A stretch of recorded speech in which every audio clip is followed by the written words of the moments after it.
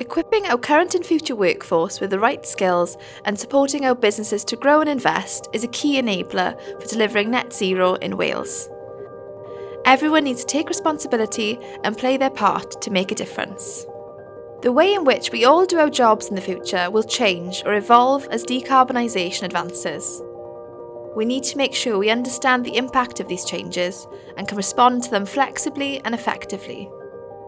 It is key that you're equipped with the right skills to meet our future economy skills needs.